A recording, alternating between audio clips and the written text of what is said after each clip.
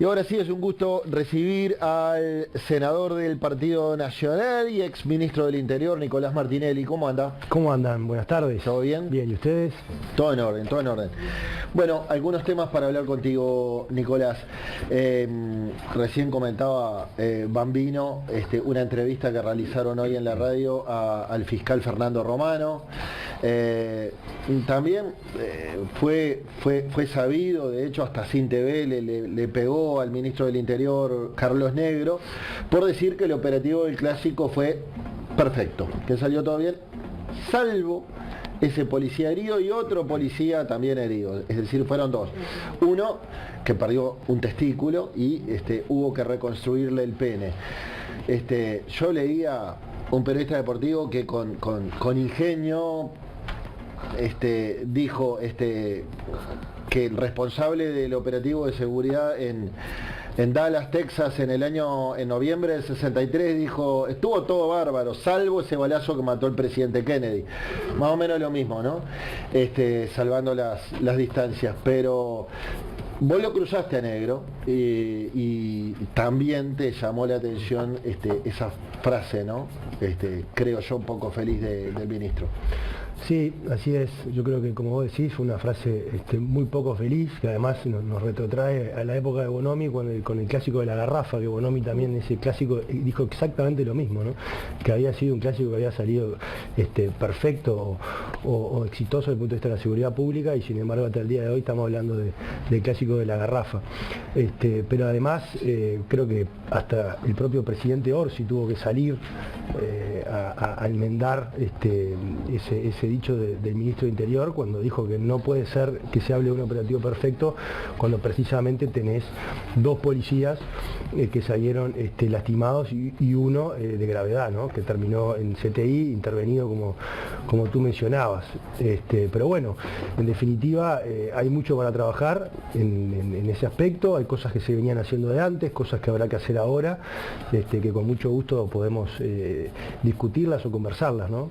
Creo que hace unos días atrás estuvimos contigo precisamente charlando. En el streaming, en la mar en coche. Exactamente, yo mencionaba en aquella oportunidad la figura del evaluador que fue creada en el periodo anterior, precisamente a raíz de unos episodios donde también, en un clásico, creo que fue en enero, si mal no recuerdo, se habían dado algunos episodios con bengalas, que bueno, afortunadamente no hubo heridos en esa oportunidad, pero a raíz de eso se creó la figura del evaluador deportivo, que es policías que están en las tribunas y que de alguna forma van tomando la pero temperatura. Están de civil.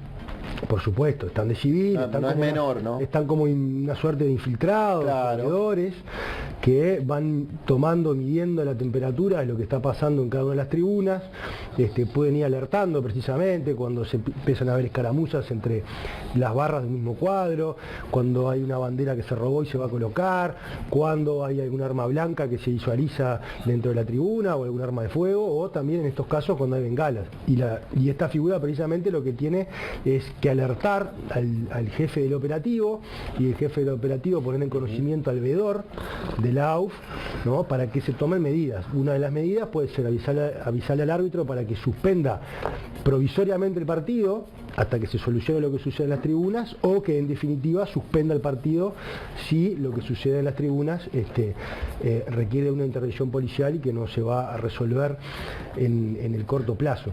Después también hablábamos de la posibilidad de un borrador de decreto que quedó en Presidencia de la República, que tiene que ver con que la última palabra para quitar de la lista negra a personas que están en la lista negra sea del Ministerio del Interior y no de la AUF, porque lo que está pasando hoy en día, y que viene pasando hace tiempo, es que los barras presionan a los directivos de los clubes para sacar a fulanito o a menganito de la lista negra.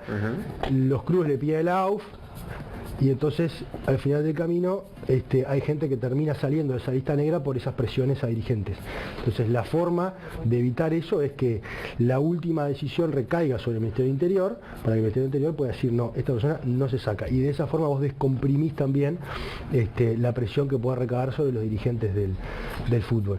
Está también puesto arriba de la mesa, que lo conversábamos contigo, nosotros dejamos abierta la puerta para que las empresas de seguridad privada, que son las que hoy están a cargo de los espectáculos de fútbol, porque es un espectáculo privado, puedan también usar armas no letales. Y ahí sí necesitan avanzar en la capacitación y obviamente la adquisición de ese tipo de armas, pero creo que también eso le da otra impronta a la hora de pararse contra estos barra bravas, y es un elemento disuasivo muy importante. No es lo mismo ver una persona de seguridad privada que lo único que tiene es su campera y más nada para defenderse, que ya con armas no letales, con balas de telequinética o balas también de gas pimienta, ¿no? que les da otra impronta disuasiva, ¿no? para enfrentar a estos elementos. Y después seguir trabajando y potenciando lo que tiene que ver con la Dirección de Violencia en el Deporte, que fue creada en el 2023 y que tiene como cometido precisamente el de investigar, infiltrar, evaluar, hacer inteligencia de todas estas barras, ¿no? Y son los que llevan además el organigrama de quiénes son. ¿Eso no está funcionando? ¿Te consta que no está funcionando? No, eso está funcionando. De hecho, nosotros durante el periodo de transición le hicimos a aquel entonces próximo ministro de Interior, Carlos Negro, le hicimos una presentación y le mostramos el organigrama de estas barras que operaban en el fútbol, y también me consta que después el director cesado de Dirección de Deporte, Álvaro García, también le hizo una presentación al ministro Negro sobre estas bandas. Entonces son políticas que se han continuado. Exactamente, esto requiere seguir trabajando y seguir recabando información y evidencia, porque después no alcanza solo con saber que fulanito de tal está vinculado a la banda, hay que buscar evidencias para que después la Fiscalía pueda tener los elementos necesarios para llevarlo a juicio, formalizarlo, y que el Poder Judicial pueda decir ok, tengo los elementos y las pruebas suficientes. Entonces, son procesos que pueden llevar varios meses de investigación o incluso años, y eso también requiere de mucha paciencia de la gente.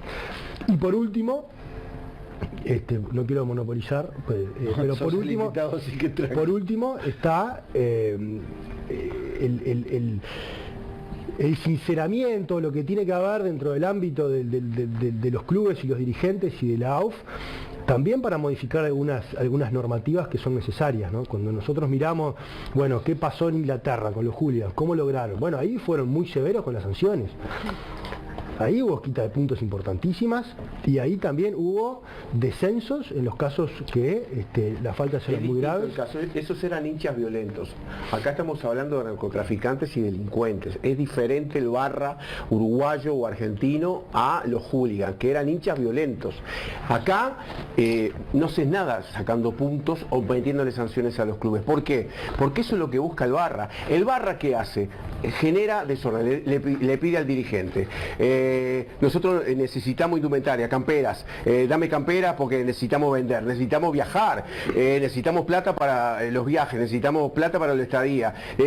Si no me das eso, yo te complico y te quitan puntos. Entonces, ¿qué pasa? El dirigente es prisionero y tiene que ceder ante el delincuente que es barra acá en el Uruguay. Es decir, tiene el estacionamiento, tienen todo, los barras controlan todo un club. Entonces es muy difícil. Yo creo que hay que ir por el lado de fuertes sanciones a ese que es delincuente, y pasaron todas las administraciones, pasó la tuya, pasó Bonomi, pasó y algo que no entendemos los que estamos metidos y que nos criamos adentro de las calles, la policía irrita. No podemos seguir con que la policía irrita y la policía no puede estar en la tribuna, Nicolás. La policía debe estar en la tribuna, y los delincuentes que generan lo que generan tienen que ser como les pasa a los hinchas de Peñarol, que hace un año casi que están en Brasil y no pueden volver.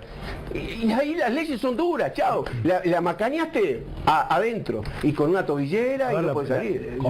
Comparto contigo, incluso lo hablábamos también el otro día, que los hooligans se iban a pelear los fines de semana y después entre semanas los veías trabajando de traje y corbata, ¿no? Y acá es distinto, porque acá los que van a armar... Acá viven del delito. Pero tampoco es una cosa a la otra, porque vos tenés que acompañar sanciones importantes como pasó en el básquetbol. El básquetbol es un gran ejemplo donde el fútbol se puede mirar, donde hubo quita de puntos y hubo descensos de clubes sin importar el tamaño, pero tenés que acompañarlo también con otras medidas. Y ahí no solo nos metemos en el tema de sanciones o penas a aquellos que cometen delitos dentro del estadio, o si debe entrar o no la policía. Ojo, la policía puede entrar. Si el veedor del espectáculo y el jefe del operativo entienden que la policía tiene que entrar, la policía entra. No es que la policía está impedida de entrar, la policía puede entrar. Lo que se pide es que la policía no esté adentro durante el espectáculo para no generar algo que pasaba. Esta decisión se tomó en la época de Bonomi. Lo que se sostenía en aquel momento era que se estaban peleando distintas facciones de un mismo club, y cuando la policía entraba para separar, las facciones se juntaban y eran todos contra la policía. Por eso se optó por no hacerlo. Y de hecho en los países donde ha funcionado, la policía no está dentro del estadio. La policía sí tiene la facultad de ingresar. Hoy acá en Uruguay la policía, si hay orden del jefe del operativo y del veedor de la AUF, la policía entra al estadio. Pero también, y es cierto, nos falta una pata tremendamente importante, que es la social. Que ahí es donde hay la distinción entre el hooligan, que era, me voy a pelear, pero después el lunes estoy de traje y corbata trabajando en la oficina, y lo que nos pasa con los barras nuestros, que los barras nuestros viven del delito y el lunes siguen viviendo el delito. Entonces ahí hay que hacer un abordaje también muy importante y de trabajo muy importante en los barrios y los contextos, porque en definitiva, después nos preguntamos, ¿y cómo ingresan las bengalas al estadio o la droga al estadio?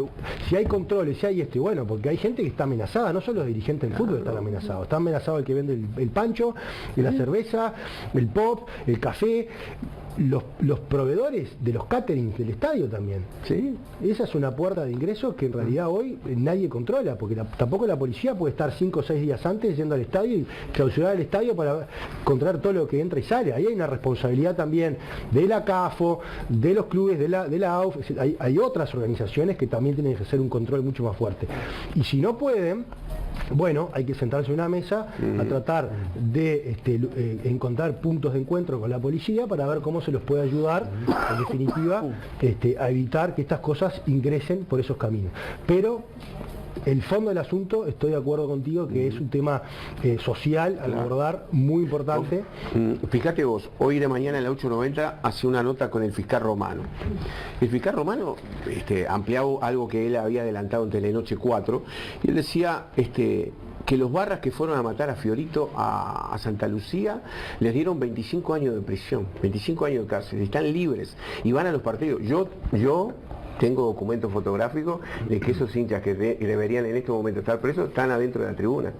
O sea, no solamente que están en la lista de inhabilitados e ingresan igual, sino que además con una condena de 25 años por un vericueto entre el Código Penal viejo y la nueva reglamentación, resulta que hubo un error. La norma más benigna habrá sido. Ahí está, y bueno, la cosa es que los tipos están sueltos y viajando por todos lados y yendo a los partidos de Nacional. Por eso, cómo se entraron, además sumale, ¿no? Cómo se entraron las bengalas, cómo se entraron las banderas. Bueno, eso lo explicó él. A ver, no es negligencia. Bueno, ahí hay que hacer un trabajo inteligente. Hay que hacer un trabajo de inteligencia. Entre semana, lo que pasa es una organización, ellos tienen camiones explotados. Camiones explotados con el nombre de determinado chacinado, ponele, o refresco, entre semana. Y ahí es cuando entran las cosas.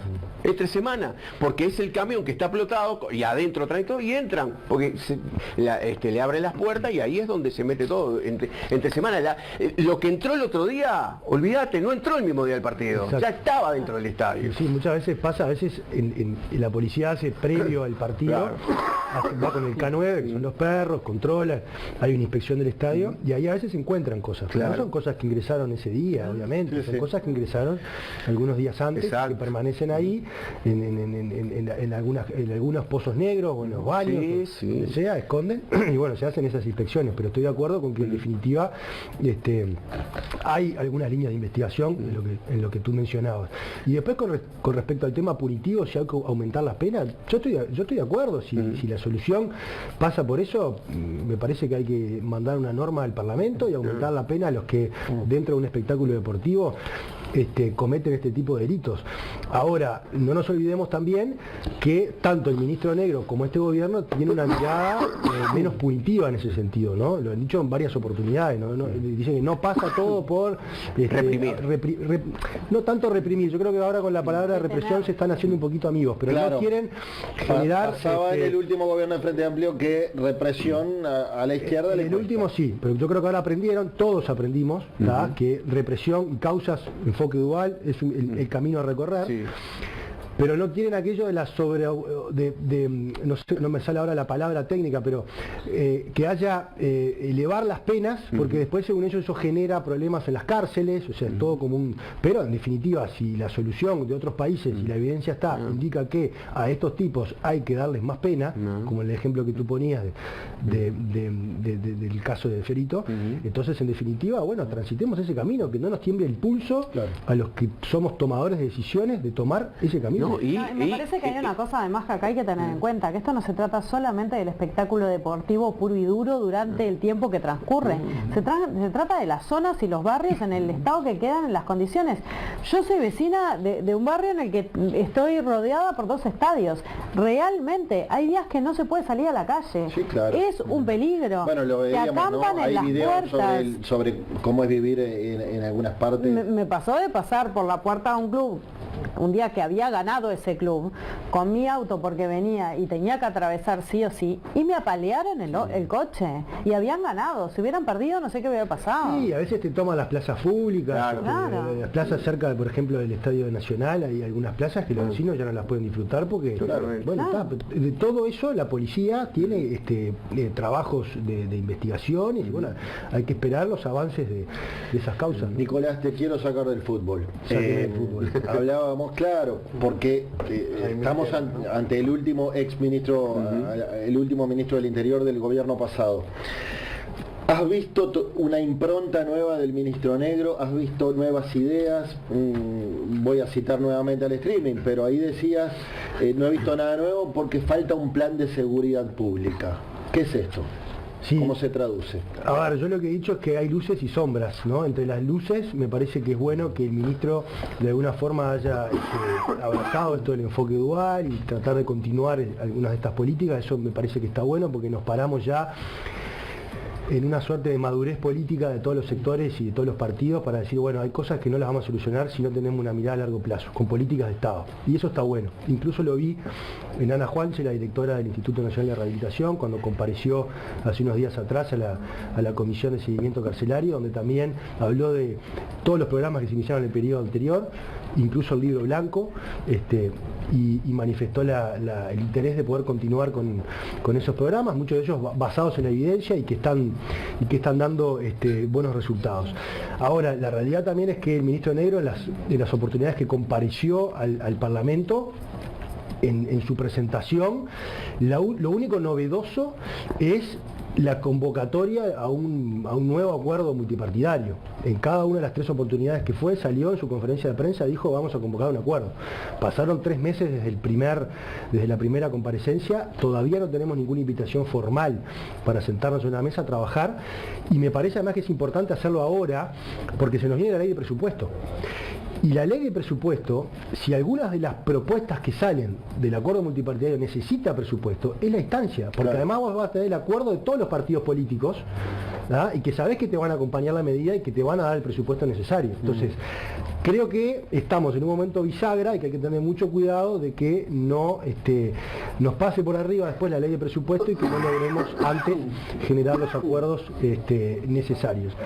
Y después, obviamente, que he visto sombras, ¿no? Lo que hablábamos, algunas salidas del ministro de tiempo, lo que pasó con los pasaportes, lo que pasó cuando salió a hablar de que la lucha contra el narcotráfico estaba perdida, lo que pasó con la LUC también, que salió a culpar a la LUC del hacinamiento carcelario, cuando todos sabemos que la LUC no es responsable, que ya habían pasado ese tipo de antecedentes mucho antes, bueno, en la cárcel de Rocha, pero además el Frente Amplio en 2005 decretó la emergencia carcelaria y en 2006 votó una ley de humanización de cárceles precisamente porque estaba congestionado el sistema carcelario, o sea que la LUC estaba lejísimo de existir en ese momento.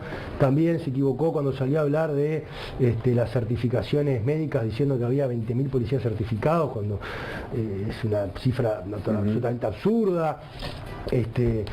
Cuando salieron también con el tema de los robos piraña, que no le han encontrado la vuelta, decir que iban a prohibir a que 2 anduvieran en moto, yo se lo dije, además me parece que es un error. Yo hablo con él mucho, ¿no? Y le mando mensajes y le trato de decir, bueno, mirá, me parece que por ahí estás equivocado, ¿no?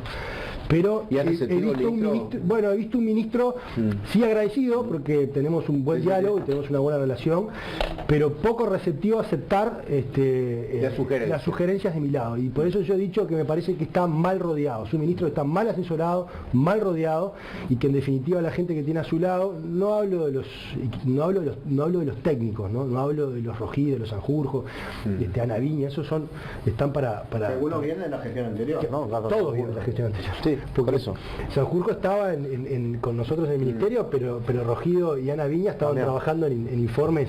No hablo de ellos, pero hablo sí de los asesores políticos o otras figuras que pueda tener el ministro, que me parece que lo están mal asesorando y que lo están de alguna forma empujando a cometer este tipo de errores que, bueno, generan un desgaste importante, no solo a nivel de la opinión pública, sino también a nivel de la policía.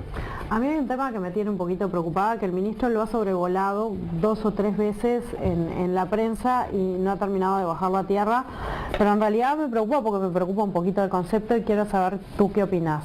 En más de una oportunidad el ministro ha planteado el tema del desarme poblacional. Y a mí realmente es un tema que me preocupa. En primer lugar porque creo que ningún delincuente va a ir a entregar un arma. Estamos de acuerdo y lo que vamos a hacer es desarmar a la población de bien, que tiene un arma por diferentes motivos y que no anda delinquiendo por la calle, y la vamos a dejar totalmente desprotegida, un poco más todavía, frente a los delincuentes. ¿Cuál es tu opinión con respecto a eso? Bueno, hay evidencia a nivel internacional, no solo Brasil y Argentina en la región, sino varios países, varios estados de Estados Unidos, Sudáfrica, Italia, Francia, Reino Unido, por nombrarte algunos, hay muchos más, que han aplicado este tipo de políticas de desarme voluntario y no han prosperado. Todas han fracasado, básicamente por lo que tú decís, porque en definitiva el que va a entregar el arma es alguien que le heredó, que no tiene conocimientos de armas, que no tiene permiso, que tenía el arma ahí, bueno, aprovecho que tengo esta oportunidad, voy y la entrego. Pero el delincuente no la va a entregar porque es su herramienta de trabajo. Tal cual. Entonces, no pasa por ahí. De hecho, hay un estudio al respecto de Diego Sanjurjo. Hay uno viejo y hay uno que publicó hace poco en la Fundación Carolina, lo leí la semana pasada, donde también habla un poco que no tiene nada que ver. Por ejemplo, Estados Unidos es uno de los países más armados y sin embargo tiene un nivel de violencia inferior al nuestro en cuanto a homicidios productos de armas de fuego. Nosotros, sin embargo, tenemos un sistema de control de armas bastante riguroso. Después hay que ver si efectivamente ese rigor se da o no se da, pero tenés una normativa para vos poder tener un arma, para tener el porte, para tener la tenencia, para comprarla, rigurosa. Tenemos un nivel de tenencia de armas por debajo de lo que tiene Estados Unidos, pero sin embargo, si vos lo mirás en materia de homicidios, productos de armas de fuego, estamos por arriba de Estados Unidos. Entonces, yo creo que ese tipo de política de entrega de armas voluntarias va camino a lo que ha sucedido en el resto de los países y toda la evidencia indica que no va a funcionar.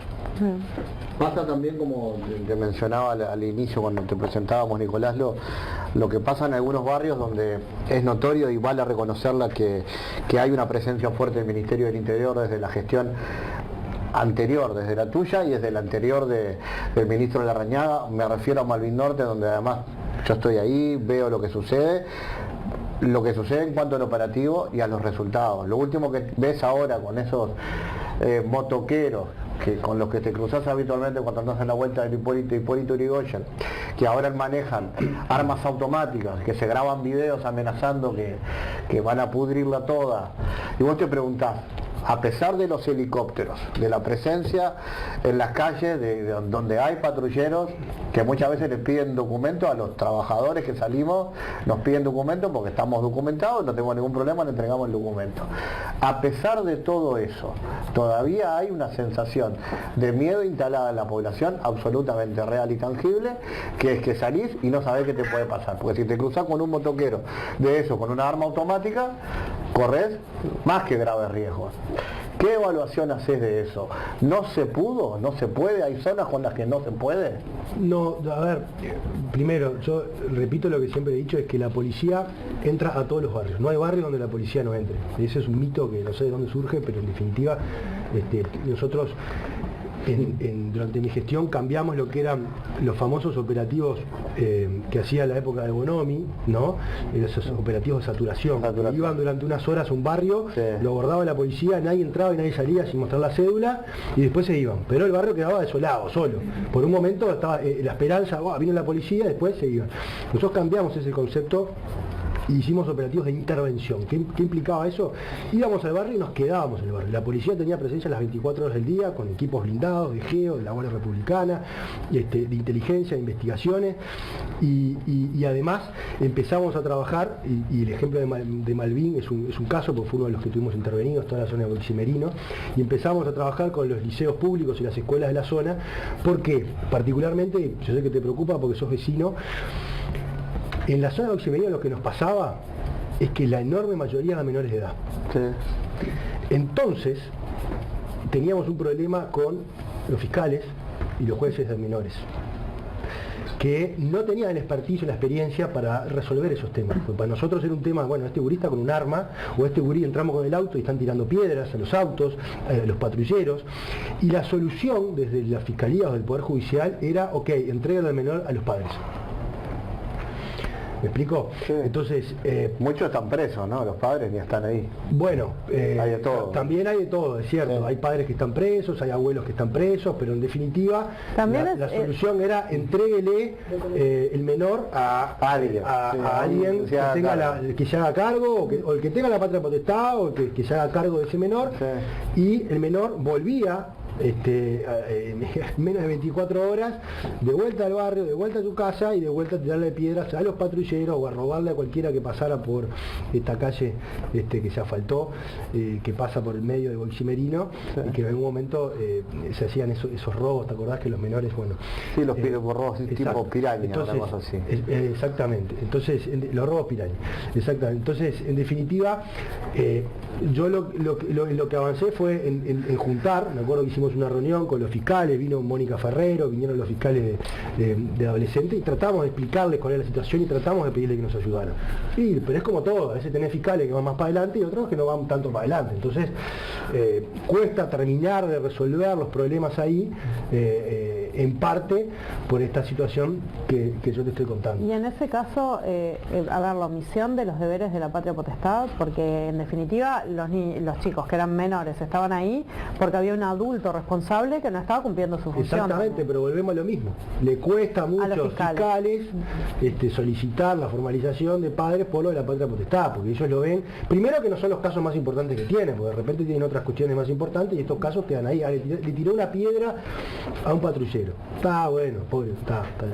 Pero en definitiva hoy es lo que yo siempre decía, hoy es una piedra, mañana es un arma. Entonces si no atacamos esos problemas que hoy... Sí, si el límite no queda claro, el límite se va corriendo, ¿no? Si nosotros no empezamos, desde el punto de vista de la Fiscalía del Poder Judicial, a perseguir esos delitos que hoy parecen ser faltas menores o cosas menores, después se van convirtiendo porque eso va escalando. El que vos le permitiste que tirara una piedra, no le pasó nada, mañana va a probar con otra cosa. Bueno, tiré la piedra, no pasó nada, zafé, mañana pruebo con algo más. más contundente. Entonces vos tenés que cortar, y para cortar necesitas de la ayuda de la Fiscalía y del Poder Judicial, porque la policía su trabajo lo hace, van con cámaras, los identifican, nosotros preparamos vehículos hasta vehículos civiles que de repente están patrullando y vos no te enterás porque vos pensás que fue el patrullero, pero la gente de investigación o de inteligencia va con un vehículo común y corriente, van con cámaras, los filman, los identifican, los tienen todos identificados. Ahora después vas a la Fiscalía y la resolución es entrégueselo al tutor o al que tenga la patria potestad, y es muy difícil y además es muy desmoralizante para la policía. Entonces al final los arreglamos el pellejo, vamos, hacemos el trabajo, los capturamos, llevamos las pruebas y de alguna forma no tengo el respaldo de una pata del Estado que estoy necesitando. Claro. Pasamos ya, Nicolás, de arreglarse el pellejo a entregar la vida, ¿no? Como bueno, exactamente. Y lo mismo te pasa en el Cerro Norte. Nosotros los barrios que tuvimos intervenidos fue Cerro Norte. También, ¿viste? Trabajás mucho tiempo con drones, se recabás la evidencia y todo, y después a veces se te ve frustrado un procedimiento, una formalización, por cuestiones técnicas. Pero Nicolás, hay por ejemplo en el Cerro Norte, que se sabe que son dos familias que están peleando por el territorio. ¿No se puede saturar la casa, por ejemplo, ¿Sabes cuántas veces y te allano todos los días, y te allano todos los días, y te allano todos los días? Para allanar no es un tema de la policía.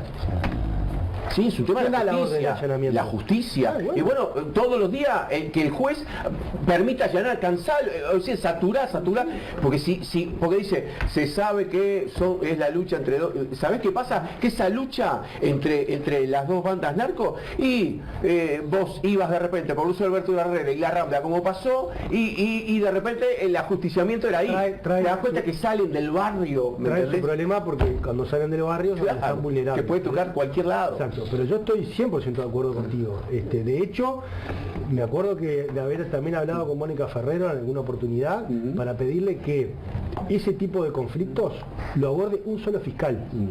¿Por qué? Porque es la forma de que el fiscal conozca a todos. Porque a mí nos pasaba que, bueno, a ver, que necesitamos una orden de allanamiento urgente porque estamos de evidencia que mató a fulano. Y nos demoraba porque el fiscal que agarraba el caso tenía que empaparse la carpeta, conocer quiénes eran, contra quién se peleaban, quién era cada uno de los miembros, todo eso demoraba. Y en ese demorar, que a veces pasan 24, 48 horas, se te van. No perdiste. O lo matan o mata, porque sabe que está buscando, o mata a otro. Claro. Entonces, nos pasaba en el periodo anterior, de que a veces tuvimos homicidios, por eso yo pedí la creación de la cuarta fiscalía. Teníamos homicidios porque durante el fin de semana los fiscales de homicidios no trabajaban. Claro. Entonces, hay un homicidio el viernes y a mí hasta el lunes no me daban la orden de captura. Yo ya sabía que no había sido. Y estábamos todos esperando. Y mientras esperábamos el fin de semana, el pibe que había matado a alguien lo mataba o ese pibe volvía a matar. Por eso insistimos y logramos crear la cuarta fiscalía para poder agarrar los fines de semana. Ahora tenemos 4 fiscales de homicidio de Montevideo y cada uno tiene la semana completa. Entonces ese gap que les dábamos ya no lo tenemos. Pero bueno, son cosas que hay que trabajarlo. Sí. Yo no pude avanzar, se lo planteé a Mónica, no pude avanzar con que los casos del Cerro se los pasen a un solo fiscal, para que ese fiscal conozca todo el organigrama delictivo de lo que pasa en el Cerro. Exactamente. Y sepa rápidamente y actúe rápidamente. No pude, avancé hasta donde pude. Creo que, bueno, ahora Negro tendría que tomar esa posta, sentarse con Mónica Ferrer y decirle, che, este día está buena. Y ella estaba fina. Estaba de acuerdo. Sí, estaba de acuerdo. A todo esto, entonces, ya que hay tantas críticas a la justicia, ¿un Ministerio de Justicia puede ayudar en algo? Pero el Ministerio de Justicia me parece que va por otro lado, ¿no? Yo no digo ni que sí ni que no, me parece que es un tema que hay que estudiarlo, es un tema que además todos dijimos, bueno, vamos a crear un Ministerio de Justicia para poner las cárceles abajo. Y el Ministerio de Justicia es muchísimo más que eso, y muchísimo más complejo que eso. Pero en el diálogo mejor entre los fiscales y la policía, no sé, me da una impresión que puede haber un diálogo más político. Bueno, pero el ministerio es un ministerio político, el ministro de Interior es el ministro político por excelencia. Si el ministro de Interior, que es el ministro político, no puede tener un diálogo con la Fiscalía o con el Poder Judicial en forma directa... Es como hablar con el fiscal de corte, digamos, sería lo mismo.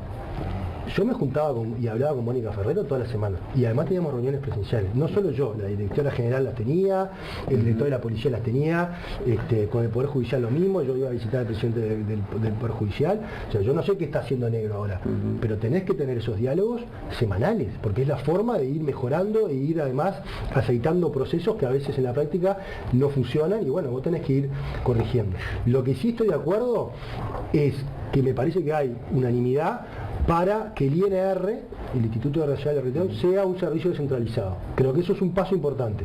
Después, si se crea un Ministerio de Justicia y lo colgás de ahí o no, es otra discusión que mucho más profunda, porque además un Ministerio de Justicia tiene muchas más cosas adentro. O sea, tiene derechos humanos, tiene comunicaciones internacionales, cosas que hoy dependen del Ministerio de Educación y Cultura o dependen de otros ministerios, y hay que ver después cómo se da la discusión para sacar esas oficinas y ponérselas a un Ministerio de Justicia, si los ministros están de acuerdo o no, porque también eso es presupuesto, es plata, me saca gente, me saca plata, o sea, más complejo. Lo que sí creo que hoy hay de acuerdo y que podemos avanzar es, por eso el apuro de, vamos a sentarnos a hablar en el acuerdo multipartidario, porque se viene la ley de presupuesto y es una buena instancia, es descentralicemos el INR hoy en la órbita del Ministerio Interior, pero con descentralizarlo le das una autonomía y una posibilidad. O sea, de lo sacarías de la égida del Ministerio del Interior. No, lo descentralizo. Okay. Después si lo sacás y lo mandás a otro ministerio es otra discusión, pero hoy un paso importante que vos podés dar es descentralizarlo dentro del Ministerio Interior. ¿Cómo está el INAU dependiendo del MIDE, por ejemplo? Está bien. Bueno, muy bien, varios temas conversamos con Nicolás Martinelli, ex ministro del Interior, senador suplente del Partido Nacional. ¿Cuándo se reintegra Lema? Ya se reintegró. Ya se reintegró. Sí. Bien. ¿Y cuando te toca asumir la banca de nuevo, no sabes? Y bueno, veremos. Yo generalmente asumo cuando están los temas vinculados a la seguridad pública, ¿no? Más temas a los míos. Más de tu palo. Exactamente. Gracias, Nicolás. Muchas gracias a ustedes, muy amables. A las órdenes.